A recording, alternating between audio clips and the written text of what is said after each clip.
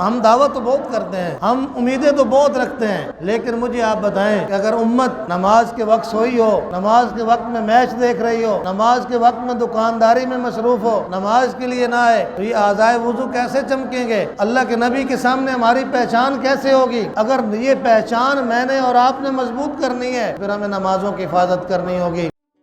أعوذ بالله من الشيطان الرجيم بسم الله الرحمن الرحيم میرا اور آپ کا اور اس پوری امت کا یہ اعزاز ہے اور یہ ہماری خوش قسمتی ہے کہ اللہ رب العالمین نے مجھے، آپ کو اور ان سارے کلمہ گو مسلمانوں کو، اللہ نے امت محمد صلی اللہ علیہ وسلم میں مجھے اور آپ کو پیدا کیا۔ یہ میرا اور آپ کا اعزاز ہے اور اللہ کی میرے اور آپ کے اوپر خاص رحمت ہے کہ اس نے مجھے اور آپ کو امت محمد صلی اللہ علیہ وسلم میں شامل کیا۔ لیکن مجھے اور آپ کو آج ایک خاص بات کو جاننا ہے کہ جب ہم امت محمد الرسول اللہ کا ایک فرد ہیں تو آپ اور میں یہ یاد کریں کہ قیامت کے دن نبی مہربان صلی اللہ علیہ وسلم نوح علیہ السلام سے لے کر قیامت تک آنے والے سارے انسانوں میں اپنی امت کے فرد کو پہچان لیں گے کہ یہ میرا امتی ہے۔ وہ پہچان کسے ملے گی؟ کون سا ایسا عمل ہے جس کو میں اور آپ کریں تو قیامت کے دن آقا دو جہاں، آمنہ کے لال نبی اکرم صلی اللہ علیہ وسلم مجھے اور آپ کو پہچان لیں اور اپنے امتی ہونے کا سرٹیفکیٹ بھی دیں اور جنت میں جانے سے پہلے حوض کوثر پر سے اپنے دست مبارک سے وہ جام کوثر بھی ہمیں پلائیں۔ وہ کون سا عمل ہے؟ وہ عمل بڑا آسان عمل ہے۔ حضرت ابو ہریرہ رضی اللہ عنہ کہتے ہیں کہ نبی اکرم صلی اللہ علیہ وسلم نے فرمایا کہ کیا میں تمہیں وہ کام بتاؤں جن کاموں کو کرنے سے اللہ تمہارے گناہ معاف کر دے گا اور تمہارے درجات کو بلند کر دے گا۔ صرف درجہ بلند نہیں ہوگا، نیکیوں میں اضافہ نہیں ہوگا، بلکہ نیکیوں کے میں اضافے کے ساتھ جو بڑا کام ہوگا وہ میرا اور آپ کے جو گناہ ہیں وہ بھی مٹ جائیں گے۔ بڑے آسان کام ہیں۔ سب سے پہلا کام کیا ہے؟ اسباغ الوضوء علی المکارہ، مشکل کے باوجود وضو مکمل کرنا۔ اگر کسی وجہ سے بندے کو کسی تکلیف کا سامنا ہے اور وہ مشقت، محنت اور بڑی تکلیف اٹھا کر وضو مکمل کرتا ہے تو نبی علیہ السلام نے فرمایا تمہارا یہ عمل تمہارے درجات کو بلند کرے گا اور تمہارے گناہوں کا کفارہ بن جائے گا۔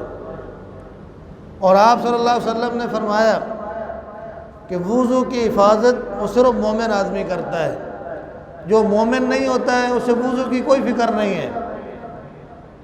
تو پہلا جو کام میرے اور آپ کے درجات کو بلند کرتا ہے وہ وضو مکمل کرنا۔ مثال کے طور پر سخت سردی ہے، پانی ٹھنڈا ہے، انسانی مزاج ظاہر اس سے تکلیف محسوس کرتا ہے، بندہ اس کی پرواہ کیے بغیر وضو کو مکمل کرتا ہے تو آپ صلی اللہ علیہ وسلم نے فرمایا اس عمل سے اللہ درجات کو بلند کرتا ہے اور گناہوں کو مٹاتا ہے۔ دوسرا عمل آپ صلی اللہ علیہ وسلم نے فرمایا وَكَثْرَةُ الْخُطَىٰ إِلَى الْمَسَاجِدِ، زیادہ پیدل چل کر جو قدم اٹھا کر بندہ مسجد جاتا ہے اللہ ہر قدم پر ایک درجہ بلند کر دیتا ہے اور ہر قدم پر اللہ ایک گناہ مٹا دیتا ہے۔ تو زیادہ پیدل چل کر مسجد کی طرف جانا۔ ایک صحابی رسول کے بارے میں آتا ہے ان کا گھر سب سے زیادہ مسجد نبوی سے دور تھا اور صحابہ کہتے ہیں کہ سب سے زیادہ مسجد کے اندر پہلے شریف نماز کے اندر آنے والا آدمی اور تکبیر اولیٰ کبھی اس کی فوت نہیں ہوئی تھی، جس کا گھر سب سے دور تھا۔ آج میرا اور آپ کا حال کیا ہے؟ اذان کی آواز ہمارے کانوں میں پڑتی ہے اور ہم کہتے ہیں اچھا جا لیتے ہیں، ابھی تو ٹائم پڑا ہے، ابھی 1 منٹ رہ گیا تو آ جائے، ابھی تو مولوی صاحب خطبہ دے رہے ہوں کہ چلو آ جائے۔ نہیں، اللہ کو یہ عمل پسند ہے تو زیادہ کثرت کے ساتھ جب آدمی مسجد کی طرف جاتا ہے تو یہ عمل اللہ کو بڑا پسند ہے، اور اس کے وجہ سے اللہ بندے کے گناہ معاف کرتا ہے، اس کے درجات کو بلند کرتا ہے۔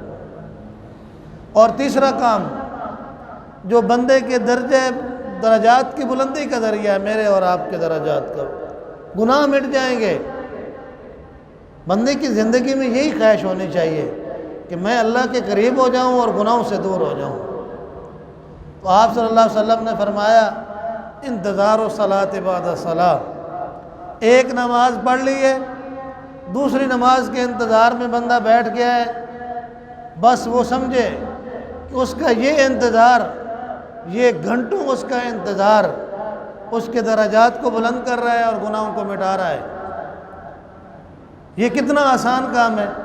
اور یہ بھی نہیں ہے کہ آپ صرف مسجد میں بیٹھ جائیں، آپ اپنے گھر میں جائیں، اپنے بچوں کے پاس جائیں، اپنی دکان پر جائیں، لیکن آپ کا کان وہ اذان کی طرف متوجہ ہو اور اللہ کا حکم سنتے ہی آپ مسجد کی طرف آ جائیں۔ بس یہ کوئی آسان کام نہیں، اس سے زیادہ آسان کام اور کیا ہے؟ کوئی مشکل کام نہیں ہے۔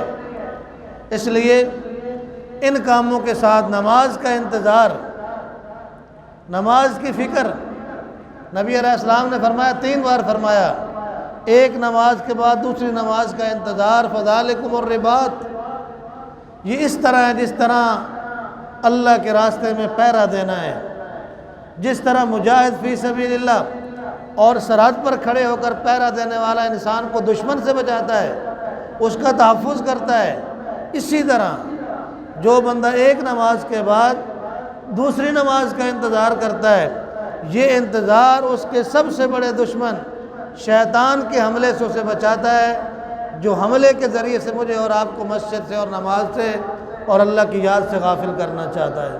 یہ اللہ کے راستے میں پہرا دینا ہے۔ ہمیں کیا ہوتا ہے؟ ہم تو نماز کی فکر نہیں کرتے ہیں۔ اس لیے میرے بھائیوں، وہ کون سا عمل ہے کہ جس کے بارے میں نے شروع میں آغاز میں یہ بات کی کہ قیامت کے دن آپ صلی اللہ علیہ وسلم نے فرمایا، حضرت ابو ہریرہ کہتے ہیں کہ ایک دن نبی علیہ السلام نے ہمیں نماز فجر پڑھائی اور پھر ساتھ ہی مسجد کے جنت و بقیع قبرستان میں آپ صلی اللہ علیہ وسلم تشریف لے گئے۔ آپ صلی اللہ علیہ وسلم نے قبرستان جا کر کہا، السلام علیکم دار قوم مؤمنین انتم لنا سلف وانشاءاللہ بکم لاحقون۔ آپ نے فرمایا، اے مومنوں کے گھروں اور اس جگہ پہ رہنے والے مومنوں، تمہیں سلام ہو، تم ہم سے باری لے گئے، تم پہلے چلے گئے، انا انشاءاللہ بکم لاحقون، ہم بھی اپنی اپنی باری پر وقت پر تمہارے پاس آنے والے ہیں۔ یہ امت کو میسج ہے، پیغام ہے، تعلیم ہے کہ ہم قبرستان میں جائیں، اپنی موت کو یاد کریں۔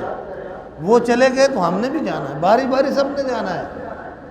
پھر آپ صلی اللہ علیہ وسلم نے فرمایا، صحابہ سے فرمایا جو ساتھ تھے، کہ میرا دل چاہتا ہے کہ میں اپنے بھائیوں کو دیکھوں۔ صحابہ حیران ہو گئے، انہوں نے کہا، یا رسول اللہ، ہم آپ کے بھائی نہیں ہیں؟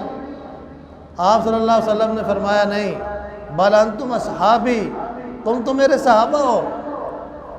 پھر آپ صلی اللہ علیہ وسلم سے صحابہ نے پوچھا، پھر آپ کے بھائی کون ہیں؟ نبی علیہ السلام نے فرمایا، میرے بھائی وہ ہیں جو ابھی تک اس دنیا میں نہیں آئے ہیں، میرے جانے کے بعد آئیں گے۔ تو آپ صلی اللہ علیہ وسلم کی اس بات کو سن کر صحابہ حیران ہو گئے۔ ایک صحابی نے عرض کیا، یا رسول اللہ، آپ کس طرح پہچانیں گے اپنے بھائیوں کو جو ابھی آپ کے پاس نہیں آئے ہیں؟ آپ نے تو ان کو دیکھا ہی نہیں ہے۔ تو آپ صلی اللہ علیہ وسلم نے فرمایا، ایک آدمی وہ ہے، مثال کے ساتھ فرمایا، جس کسی آدمی کے پاس کالے رنگ کے گھوڑے ہوں اور ان میں سے کالے گھوڑوں کے اندر اس کے اپنے گھوڑے جن کی پیشانی سفید ہو، ان کی اگلے ٹانگیں سفید ہوں، ان کی پچھلی ٹانگیں سفید ہوں، تو یہ جو ڈبہ گھوڑا ہے کالے گھوڑوں کے اندر کھڑا ہو تو کیا وہ اپنے گھوڑے کو پہچان نہیں لے گا؟ تو ظاہر ہے آسان سی بات ہے کہ ہم اپنا جانور پہچان لیں گے۔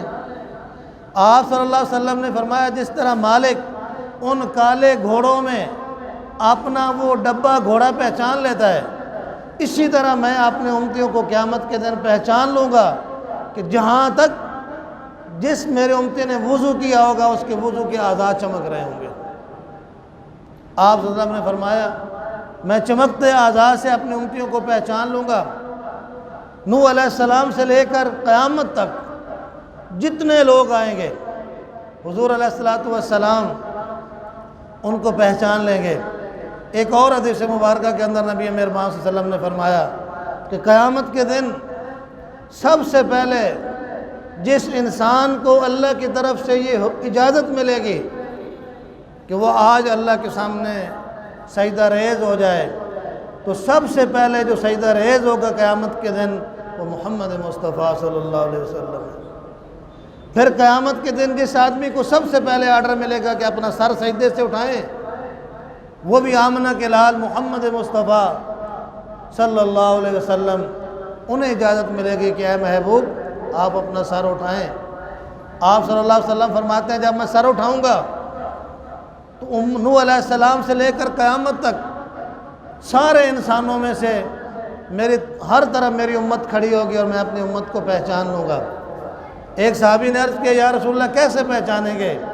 آپ صلی اللہ علیہ وسلم نے فرمایا کہ جس میرے امتی نے وضو کیا ہے، جہاں تک انسان وضو میں اعضاء کو دھوتا ہے یہ اعضاء قیامت کے دن اس کے چمک رہے ہوں گے، اور میں اپنے امتی کو ان چمکتے اور روشن اعضاء کے ساتھ پہچان لوں گا کہ یہ میرا امتی ہے، یہ امت محمد مصطفیٰ کا ایک فرد ہے۔ اور آپ صلی اللہ علیہ وسلم نے فرمایا دوسری میری امت کی پہچان یہ ہے کہ میری امت کے لوگوں کو نامہ اعمال ان کے دائیں ہاتھ میں دیا جائے گا جو کامیاب ہوں گے۔ یہ پہچان ہوگی میری امتی کی۔ اس لیے میرے بھائیوں آج غور کریں، فکر کریں میں اور آپ کہ میری اور آپ کی پہچان کیا ہے۔ نبی علیہ السلام نے فرمایا میری امت کے لوگ جب میں ان کو پہچان لوں گا اور پھر میں اپنے امتیوں کا حوض کوثر پر کھڑے ہو کر استقبال کروں گا، حوض کوثر پر میں ان کا استقبال کروں گا، اور جو میرے حوض کوثر سے قیامت کے دن ایک بار پانی پی لے گا، اب دیکھیں پانی بھی حوض کوثر کا ہو اور پلانے والے بھی محمد مصطفیٰ صلی اللہ علیہ وسلم ہو، وہ انسان کتنا خوش نصیب ہے۔ یہ عمل یہ تو میں بھی چاہتا ہوں، آپ بھی چاہتے ہیں کہ ہم حوض کوثر پر جام محمدی کو پی لیں، لیکن ہم نے کبھی نہیں سوچا ہے کہ وہ جام کیسے ملے گا، کس کو ملے گا، کس عمل کی بنیاد پر ملے گا، اور اس کو لینے کے لیے ہمیں کیا کرنا ہے۔ تو ربیع الاول کا یہ مہینہ جس کا آغاز ہو گیا ہے، ہم اس مہینے میں نبی اکرم صلی اللہ علیہ وسلم کی سیرت کو پڑھیں، آپ کی سنت کو پڑھیں، آپ کی اسوہ حسنہ کی تعلیم حاصل کریں، اور آپ کی لائی ہوئی کتاب انقلاب قرآن مجید کو پڑھیں۔ یہ ہمیں بتاتا ہے کہ قیامت کے دن کون اللہ کے نبی کے قریب ہوگا، کس کا حوض کوثر پر آپ صلی اللہ علیہ وسلم استقبال فرمائیں گے، اور کون ہے وہ خوش نصیب جو حوض کوثر پر جامع محمدی سے فیض یاب ہوگا۔ آپ صلی اللہ علیہ وسلم نے فرمایا کہ میں حوض کوثر پر کھڑا ہوں گا، لوگ آ رہے ہوں گے میرے امتی، ان کو میں پانی پلاؤں گا، چند لوگوں کو روک لیا جائے گا، میں کہوں گا کہ یہ تو میرے امتی ہیں۔ فرشتے بتائیں گے کہ اے محبوب خدا یہ آپ کی امتی نہیں ہے، ہیں تو آپ کی امتی لیکن آپ کی امت میں شامل نہیں ہے، اس لیے کہ انہوں نے آپ کے جانے کے بعد جو دین آپ انہیں دے کر گئے تھے، جو شریعت مطہرہ آپ انہیں دے کر گئے تھے، انہوں نے اس شریعت کو بدلا اور اپنی مرضی کی زندگی، نافرمانی کی زندگی اور رسول اللہ کی اسوہ حسنہ کی زندگی کو چھوڑ دیا۔ اس لیے آپ صلی اللہ علیہ وسلم نے فرمایا فرشتے انہیں میرے حوض کوثر پر آنے سے روک لیں گے اور وہ جہنم کی آگ میں ڈال دیے جائیں گے۔ اس لیے میرے بھائیوں، قیامت کے دن میری اور آپ کی پہچان رسول اللہ صلی اللہ علیہ وسلم نے اعضائے وضو سے کرنا ہے، یہ چمک رہے ہوں گے، لیکن آج ہمارا حال کیا ہے؟ نبی علیہ السلام نے فرمایا جو آدمی چاہتا ہے کہ اس کی چمک بڑھ جائے، اس کے اعضاء کی چمک اور اس کی سفیدی بڑھ جائے، وہ کیا کرے؟ وہ یہ وضو کا عمل مستحکم کر لے، وضو کی حفاظت کرے، اور جتنا زیادہ وضو کی زندگی میں وہ رہے گا، وضو کی حالت میں رہے گا، اور جتنا زیادہ وہ نماز اور تہجد کے لیے وضو کرے گا، یہ چمک اتنی زیادہ بڑھتی چلی جائے گی، اس کی لائٹ اور روشنی اتنی زیادہ ہوگی۔ آپ بتائیں کیا آج امت اس ایک نماز سے فرض کی پابندی کر رہی ہے؟ ہم کتنی نماز فرض کی پابندی کر رہے ہیں؟ کل ہم دعوت تو بہت کرتے ہیں، ہم امیدیں تو بہت رکھتے ہیں، لیکن مجھے آپ بتائیں کہ اگر امت نماز کے وقت سوئی ہو، نماز کے وقت میں میچ دیکھ رہی ہو، نماز کے وقت میں دکانداری میں مصروف ہو، نماز کے لیے نہ آئے، تو یہ اعضائے وضو کیسے چمکیں گے؟ اللہ کے نبی کے سامنے ہماری پہچان کیسے ہوگی؟ اگر یہ پہچان میں نے اور آپ نے مضبوط کرنی ہے، پھر ہمیں نمازوں کی حفاظت کرنی ہوگی۔ تو یہ ربیع الاول کا مہینہ، اس کا پہلا درس یہی ہے۔ آپ صلی اللہ علیہ وسلم کی آمد کے اس مہینے میں پہلا پیغام یہ ہے کہ اگر امت حوض کوثر سے جامع کوثر پینا چاہتی ہے اور محمد مصطفیٰ کے دستہ مبارک سے پینا چاہتی ہے، تو اس امت کو نماز کی حفاظت کرنی ہوگی۔ بے نمازی آدمی وہ اللہ کے نبی کے حوض کوثر پر نہیں آئے گا، اللہ کے نبی اسے نہیں پہچانیں گے، جب پہچانیں گے نہیں تو سفارش کیسے کریں گے؟ لہذا آؤ اپنے اعضائے وضو کو ہر وقت میں اور آپ وضو میں رہیں، نمازوں کے لیے نمازوں کے اندر پابندی کے ساتھ ہم شریک ہو جائیں، اس لیے کہ جتنی نماز کی پابندی ہوگی اتنا ہم وضو کی پابندی کریں گے، اور وضو کی پابندی سے قیامت کے دن میری اور آپ کی پہچان ہو جائے گی۔ اب جس آدمی کے پاس گاڑی کا لائسنس نہ ہو، گاڑی کی ملکیت کی کاپی نہ ہو، وہ آدمی غیر قانونی ہے، قابل سزا ہے۔ میری اور آپ کا لائسنس اور ملکیت اور جامع محمدی کے لیے جو کارڈ میں نے اور آپ نے ساتھ لے جانا ہے، جو پہچان ہم نے ساتھ لے جانا ہے، وہ تو وضو ہے، اور ہم نماز ہی نہ پڑھیں، ہم نماز کے لیے نہ آئیں، ہم سوئے رہیں، ہمارے فیملی سوئی رہے۔ کتنے ایسے گھر بد نصیب ہیں، اور ان بد نصیبوں میں میں اور آپ بھی نہ ہوں، پوری فیملی سوئی ہوئی اور نماز کے لیے نہیں ہے۔ ایک جمعے کی نماز میں آ جانا ہے، کبھی کبھی نماز پڑھ لینی ہے، جب جی چاہے نماز پڑھ لینی ہے۔ نماز کی حفاظت یہ وہ عمل ہے جس کے ذریعے سے میری اور آپ کی پہچان ہوگی، اور رسول اللہ صلی اللہ علیہ وسلم اپنے دست مبارک سے ہمیں حوض کوثر سے سیراب کریں گے۔ آؤ نماز کی حفاظت کریں، نمازی بن جائیں۔ اللہ تعالیٰ میں توفیق